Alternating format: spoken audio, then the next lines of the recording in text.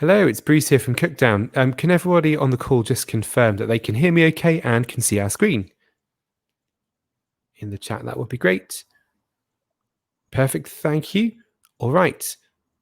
It is 2 minutes past. Usually I would wait a bit before kicking off, but we're not going to do that today. We're going to dive straight in. So thank you everybody for joining. Today's webinar will focus on the Azure SQL Managed Instance management pack. This is the official Microsoft one, nothing sort of from ourselves. I have a sort of guest with me today, which is really great. But before I introduce him, I'll introduce myself. So I'm Bruce Cullen. I'm the Director of Products here at Cookdown. And with me is Dave Lewis, who is our Head of Support. Hi, Dave. Hi, Bruce. Great to be here. Good to have you.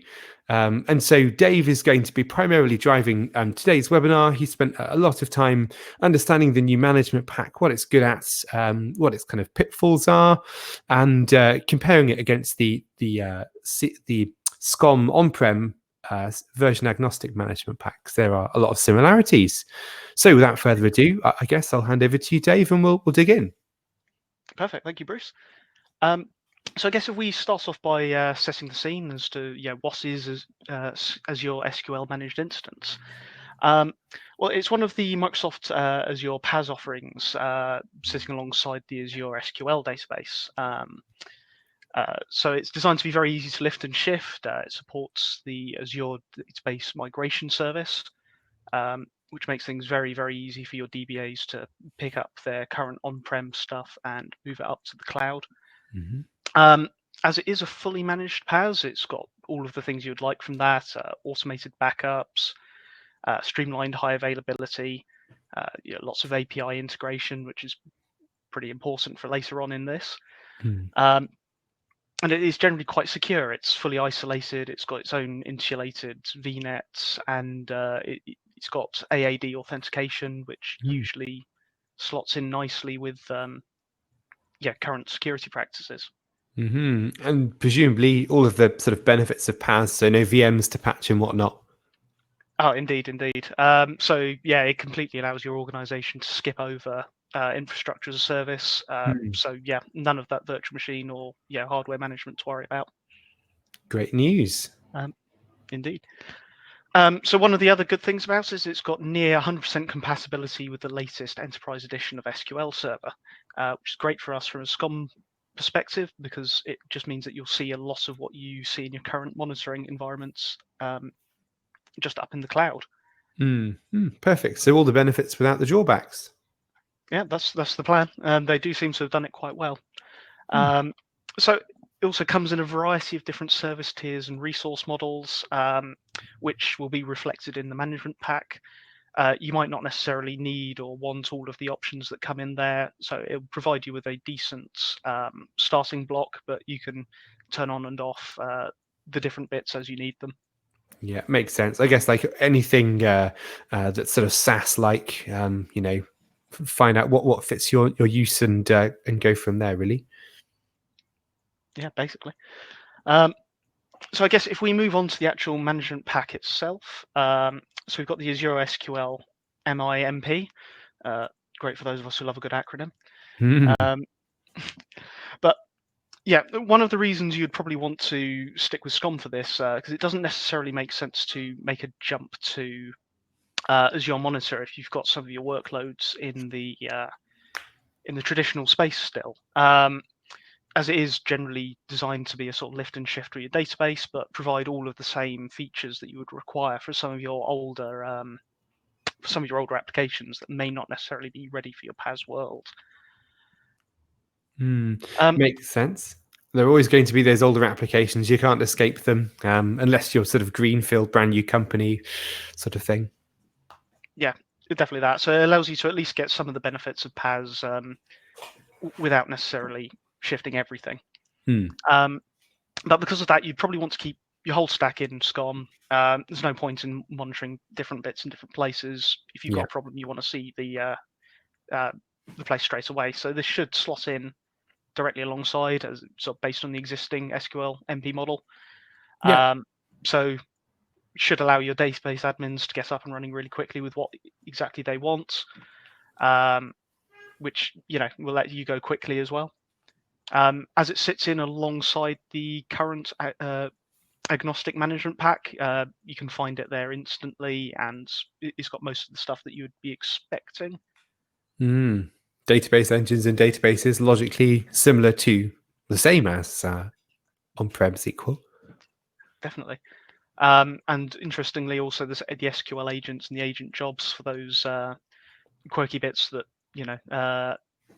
you just want to keep exactly on top of if you're using them. Makes sense.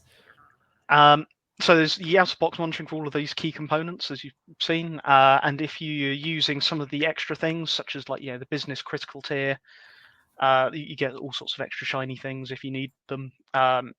They're typically disabled out of the box, but you can turn them back on as you need for that sort of situational awareness. Good set of defaults there from the sound of things. Indeed, I think they've done it quite well. So I guess if we plunge into the classes and the structure here, just to give you a feel of how this all clicks together. So we typically start off with our seeds. So in this case, in the background, everything's being done through REST API queries through to the Azure Graph APIs. Sensible. Indeed. It's very much the the way their things are going at the moment, so it makes sense they've kind of brought it in here. So it will sort of stick with your initial REST discovery, which will populate all of the connection strings and things like that with what you would need to connect, and set you up with an engine seed, which is pretty much everywhere we start, which is brought in by this Discover DB engine seed as your REST discovery, which fairly long name, but tells you exactly what it does. If you're getting started with that, I found that it's pretty quick to pick these things up, so you shouldn't need to meddle too much with that. But obviously, you can override that if you really want to get things going quickly. What sort of use cases are there for overriding that? It's mostly just for sort of test instances, I would have thought. So if you're just looking to have a play around in your labs, let's say you've literally just set up one of these, you don't necessarily want to wait 3 or 4 hours to get going. Oh, I see. Yeah. So for the most part, it should be fine. If you're deploying these things, typically I've found that the managed instances typically take 2 or 3 hours to deploy out anyway. So in the grand scheme of things, it's not that long. Yeah. Okay, makes sense. So from there, you've got your database engine, which obviously fires off from the engine seed. So this is pretty much the starting point for everything else that runs through this class structure. So that's feeding off of the database engine's discovery. So this is using public connection. Well, sorry, this is using connection strings and TSQL to get in. Is there another option, or is that the only way of getting in? In some way or another, it does always need a connection, but there's sort of public and private depending on where you're going through. I see. And then the authentication gives you a couple of other different options as well. But we'll cover that in the sort of more detailed discovery in a little bit. So building on top of that, the DB engine, as we say, is sort of like a hosting class for quite a few others. Straight off of that, we've got our database, which is hosted by the engine, as you might expect, with its own discovery in this case. And then following on from that, we've got agents. They pull off of the database engine discovery and are hosted directly by the engine. And hosted by the agent with its own discovery are our agent jobs, as you might expect. Yeah, so logical. Is this presumably quite a similar structure and approach to discovery to the on-prem management pack too? It's fairly similar. It's got its own nuances, but it's largely pretty similar. Which makes sense. That's logical enough. If you're going into some of the business critical stuff, you've then got things like memory optimized data file groups, and following on from that, the user defined resource pools for those memory optimized data groups, but you'll typically only get those on the higher level instances anyway, so you won't find that you'll need them all the time, but just something to be aware of in the structure. Again, both hanging off of the DB engine. Sounds good. So going into that, we've got our discovery options. So there's typically two types of doing it, ways of doing it. Sorry. There's our manual option, which uses your standard run as accounts and connection strings. You can set up multiple connections at once just by adding in your data sources and connection strings just in a nice long list in there. That's nice. And yeah, you can automatically create runners accounts from the connection strings if your SQL team have provided that for you. Nice. Which is quite a nice option. Mm. Once you give that, they'll go away and find it, and that's pretty much it for the monitoring. So for the manual connection mode. So the fact you've called out manual says to me there's also an automatic. Yes, that's correct. Good. So the automatic one hinges off of the REST APIs even more so than the manual one. So what that will do is that will put in an Azure AD service principal name for the initial discovery.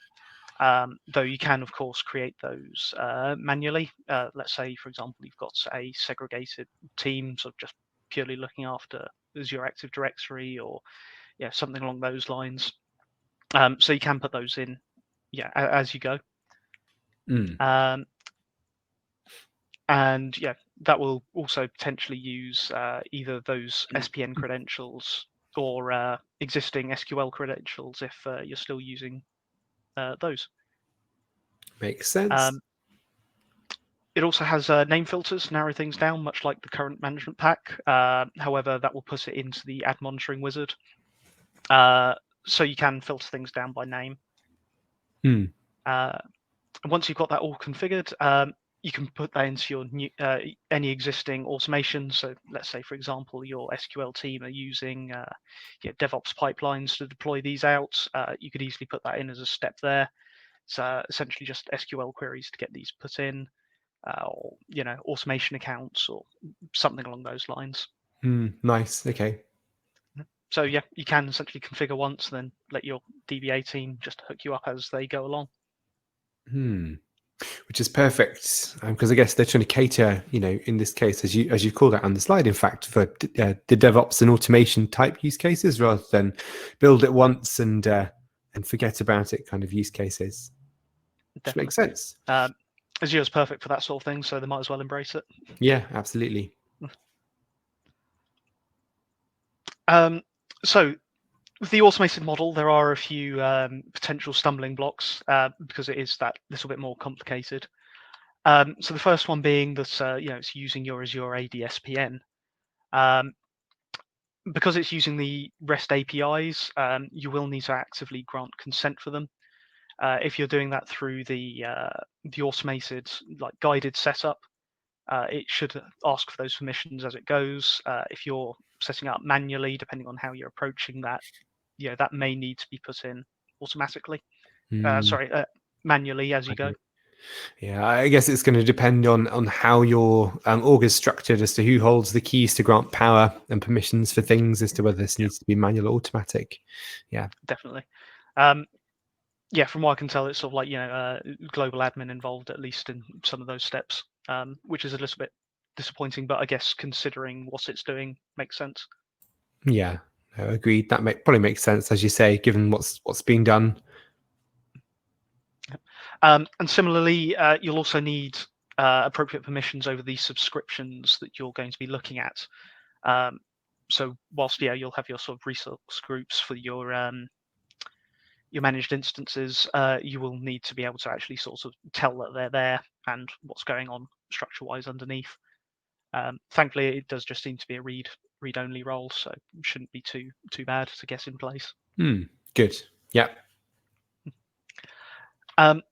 The next thing kind of comes down to the fact that it's working in an isolated VNet. So it's great for the security of the database, but it does mean that you will need to probably have some sort of inbound network security rule to allow a connection from your management server monitoring pool to the actual instance. So in this case, 3342 is the port.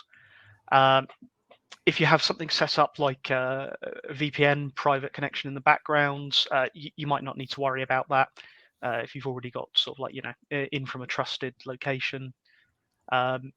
But it's one of those things that you might need to check up on depending on what's going on.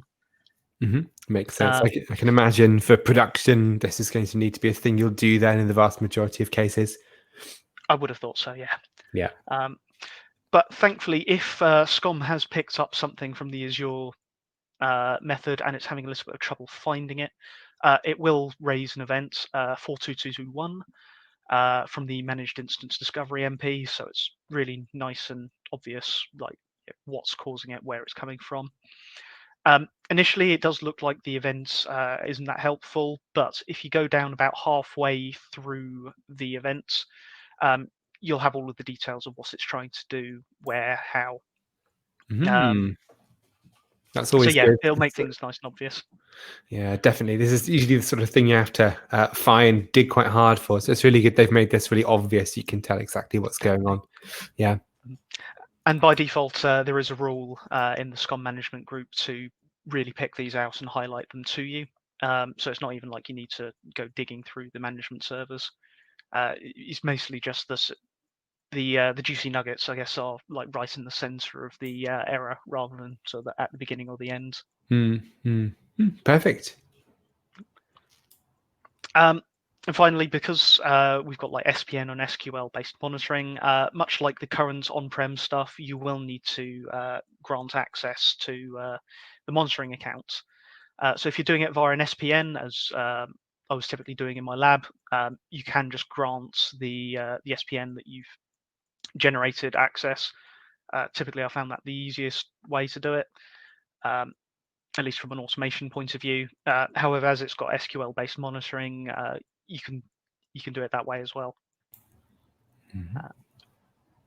This example here is from a obviously a sort of like high privilege, so just giving it sysadmin. It's fairly simple, but it's not all that secure. But there is actually a low privilege monitoring guide available in the MP guide, so it can get you going pretty quickly as well. It's just a case of jumping into that and getting it to your SQL team to implement. Nice. So they give you the default script, so it's just then hopefully a case of replace the variables, play that game. Exactly. Simple. So I guess if we move on to the meat of things, our monitoring. So as we mentioned earlier, it's very similar to the agnostic MP. So you will typically find all of the monitoring and performance data that your DBAs will be used to. There will be some changes though, because as we're in the PaaS world now, there's now less in the way of infrastructure monitors that you need to worry about. There's, for example, not so much to care about, say, the actual SQL service monitoring, because, well, I guess there is no service that you sort of really look after to look for. Indeed. It's either there or it's not. But presumably there's bits and pieces in here that are monitors for specific Azure SQL Managed Instance use cases. That's correct. So it does add in our sort of PaaS-specific monitoring. So, for example, you might be using geo-replicated databases. So it's got monitors for that, for example. Perfect. And similarly, because of the way that backup's working, there is some cloud backup monitors as well, just to sort of check that that's working as you expect. Though this one is disabled by default, mainly because there are some additional overheads in how this is working. So you don't want to monitor the sort of the backup sites, as it were. Yes, of course, because the backup isn't being backed up because it is the backup. Yeah, that's exactly. So I guess in that case, that's basically what I wanted to talk about in the webinar. So I guess what we'll probably do now is have a quick look around. Sounds good. See what it looks like in SCOM itself. Cool. So it's not the right one.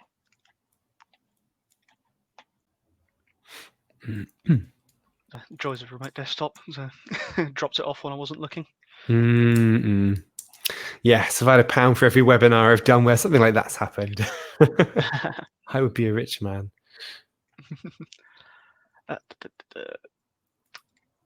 So as we can see, sort of it's drops it in alongside our SQL Server stuff. And we've got, so if we start off with our database engines, Okay. so lots of properties brought back on from there, including sort of like, some of the details about the actual underlying hardware. Location East-US2, that's also useful. Which region of Azure? Collation, that's always a common one that people care about in the on-prem case. So I'm assuming it will be in the Azure SQL Managed Instance case too. Hardware specs, things like that. Cool. Absolutely. The underlying version, it should be always up to date, but these things will be rolled out in waves. So I guess you could be seeing a difference between one set of engines and not another. That might And give you also some for hints as to what's going on.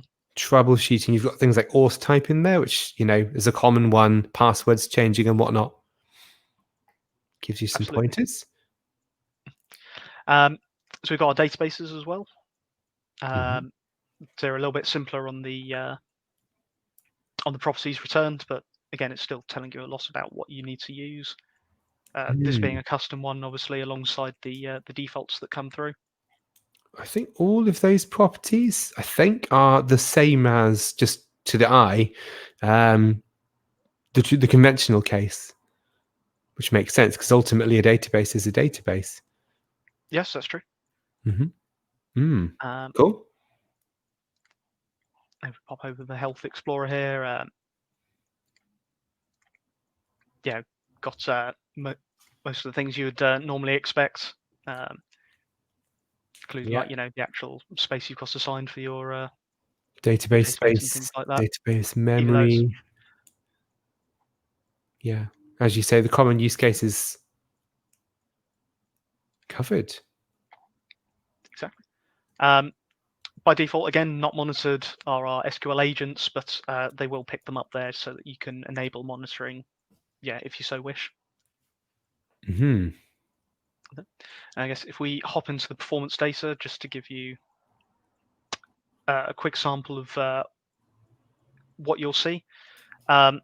These are all basically virtually identical to what you will see from the regular managed instance. So it should all be fairly familiar here. I have picked out to show you like one of the new ones. So rather than actually looking at sort of individual file storage and things like that, there is a sort of instance level storage. As in theory, everything's kind of grouped in underneath that. The other sort of performance monitors that you'll see are things like geo-replication, lag time, but they won't be returned by default because they do actually have to be sort of set up by your DBAs to actually even sort of come into play. So they'll be picked up, but they might not necessarily be there. Makes sense. I guess given. Go on, Dave. I was just going to say I've set up a very simple one here just for demonstration purposes. Yeah, and I guess based on your use case, it would depend on what you would do. It's kind of, on one hand, for the purpose of a webinar, it's kind of annoying that it's all pretty similar to the conventional SQL case, but from the perspective of you guys listening, it's all really good news. So rather than reinventing the wheel, there's a lot of shared commonality here, which is great news when it actually comes to using this thing from a day-to-day basis. Absolutely.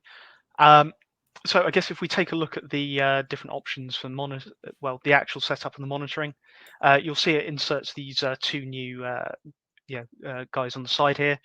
So it'll list off the different things you've got for your automatic or manual tuning, monitoring even. So in my case, I don't have anything manual set up. So we'll just pop into manual. So we can give it a quick name. And we'll pop it into one of my management packs. So in this case, I've got a test one for my managed instance.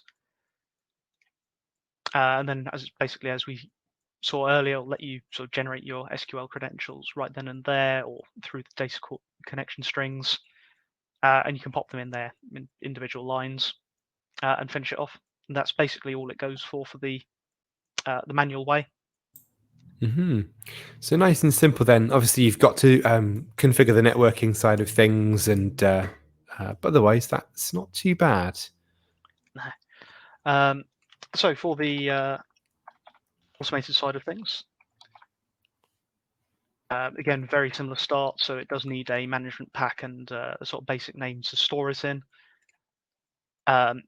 If you're using different Azure endpoints for whatever reason, let's say you're in sort of like, a government cloud or something like that, you can change those away from the defaults here. And we've got different options for our SPN creation options here. If you know already that you have an account with which you can automatically create your SPN, so let's say you've got global admin, you can hop down here and it'll pop up a nice sign in that you can go through. Nice and integrated. Perfect. So also supports like the latest in passwordless, if that happens to be a thing that you're pushing down.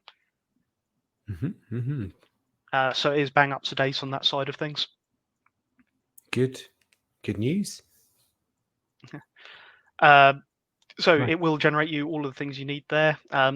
The application name is something that's particularly worth looking at, just because of you'll need that later. And you can select your subscriptions from there. If you're going down the manually created one, you can just set it up as an existing run as profile, and then you can pop things in directly in here. Familiar territory there. Good stuff. Once you've got that all set up, you've got your the different actual connection points for the SQL connections. So again, you can set it for your Azure Active Directory or your SQL credentials. If you're using private endpoints, so you're kind of going in through a VPN or the back way, you've got that tick box there to push that through. And here we go, the actual name filtering. So let's say, for example, you've got a nice consistent naming convention. So let's say sort of like, all of your test instances start with TST, for example. So you could go and exclude all of those because your DBAs aren't interested in them. Similarly, if you're onboarding things, you could include those instead. Makes sense. Common use cases, like you say. Indeed. So that's the sort of whistle-stop tour of the of the console. So I guess if we hop back on to how Cookdown can help you with this. So I would suggest that you take a look at our SQL Managed Instance tuning pack. So it's for EasyTune, and it's based on our Azure agnostic, our SQL agnostic management pack. So very similar. Hopefully help you quickly identify and ramp up your monitoring. So for those of you who don't know, EasyTune is our free SCOM alert tuning solution that consumes tuning that's stored in CSV files that we call tuning packs. And it will allow you to effectively set overrides based on what are in those tuning packs. So yeah, because the defaults are, in fact, it's everything you've got on the slide here, Dave. Indeed, sorry. That's all good. Yeah, generally we recommend that you start out with discovery only.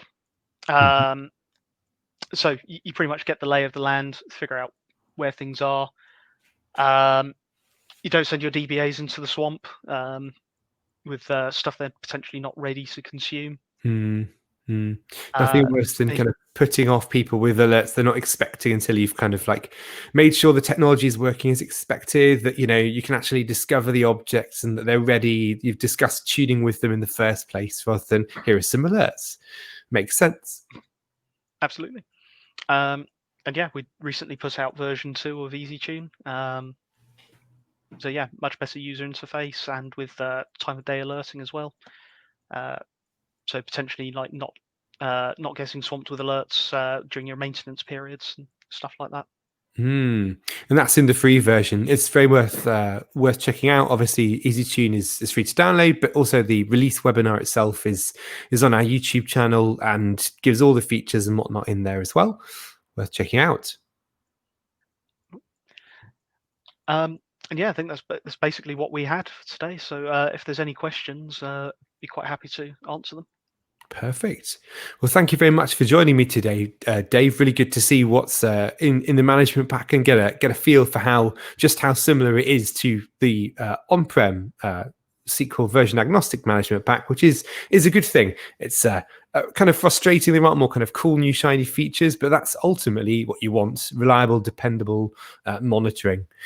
So we'll take questions, but just while you guys are typing them into the chat, just to say that next time we'll be back on the 27th of October for our SCOMathon coffee break, where I will be joined by Dion, and we'll be talking about how to really quickly and easily create management packs using his PowerShell-based management pack creator. So we'll just give it a moment for questions. And if there aren't any questions, thank you very much for coming today. Hopefully it's all been useful for you. And do go and check out EasyTune. It will solve the tuning piece of all management packs, including this one.